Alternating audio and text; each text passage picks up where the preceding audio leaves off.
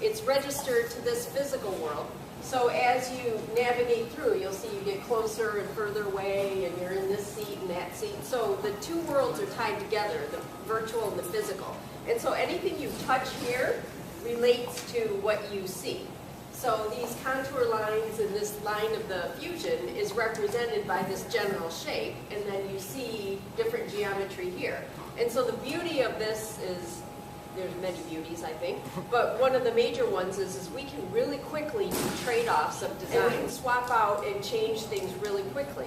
And then we can evaluate your comfort, your visibility, and other aspects of your relationship to the vehicle from ergonomic standpoint. And then we can also evaluate the perceived quality of our vehicle. So we use this technology a lot to do audits of the vehicle's quality, like what I'm pointing at here, this interface here. Like, is that a good interface, and is the margin acceptable? And we'll go through and audit our vehicles and make sure we're giving the highest possible quality.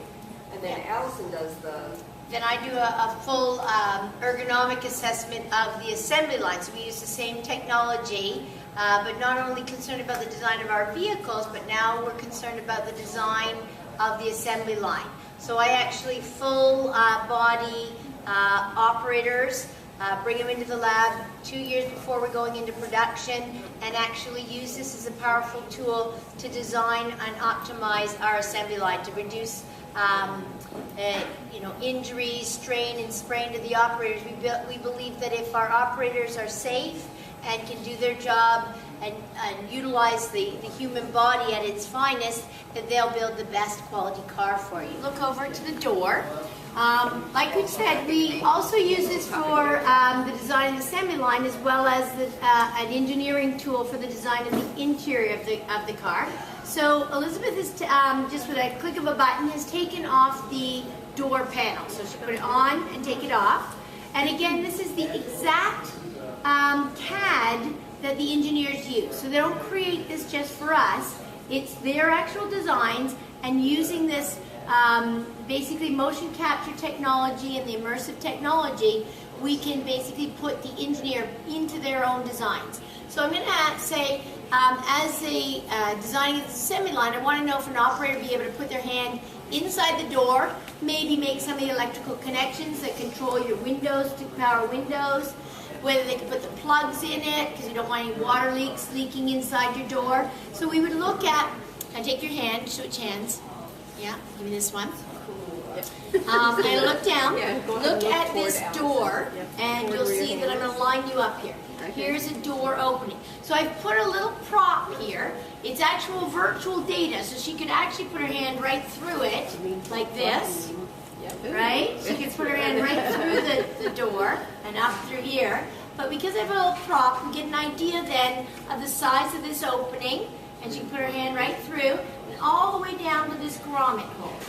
And so then I would evaluate whether a short person would be able to reach that, whether a large person's hand would fit clearly through that door opening, whether or not, what postures you would be in to install the seats. And those kind of evaluations are done as a regular part of our engineering process. Yeah, you can come back out. Good. And so it's both a very powerful tool because it's a quick changeover. We just change the files and we can evaluate the inside and the whole assembly line process. Do some ergonomic studies of the controls, the control panel, the layout, and where the positioning is, and get this feedback early before we go into final design and before we kick off all of our tooling and everything to build the vehicles. Another thing to note is if Allison moves the seat, she moves her position. So go ahead and just like... Do you want to move that, or do you want to move her to the rear seat? Okay. Just to show. See how her view is changing? So she sets the seat up where she's comfortable, and then we evaluate her actual position. So there's no weird registration, nothing funky that we have to do. Because these two worlds are aligned, wherever you are, that's where you're at, just like in the real world.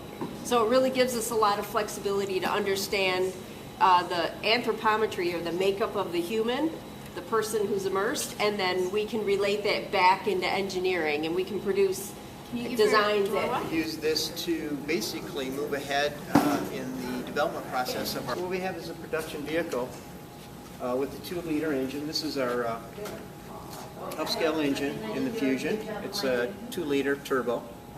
And what we want to try and do is make sure we shape the sounds so that it's what people would expect in this market and this vehicle. One of the things that we've done with this particular powertrain combination is that with the turbo, it tends to have almost like a vacuum sound to it, and it sort of takes away from the sound of the engine itself that we really want in there. This tube on the table here is what we call a noise imposer, and this is used to actually bring back the sounds of the engine as opposed to listening to a lot of the turbo sound that the vehicle would have. We use this tool to make the decisions way ahead, and we've been very successful, especially recently, with going ahead with decisions of folks want to, they have 2 different conditions they want to compare, and we can bring in folks that we want to make that decision to listen to these and feel confident that what they're listening to is the real vehicle. And that's a great part about the simulator, is that in the past, when we'd want to make a comparison just like this, we would actually build up 2 separate vehicles, and then we would have folks get in and ride different vehicles out on the track and make those decisions. And there's lots of problems involved with that. One is folks getting in and out of vehicles. It's hard to concentrate and focus on those. If you have different vehicles, people just naturally go, oh, gee, this car's got leather, or it's got this, and they're being distracted. The simulator really allows folks to click a button and nothing else has changed, and they can click back and forth and just decide, the noise, I like this sound better than that sound, and so it's really a great tool from that perspective as well, not just pulling it ahead in the program development.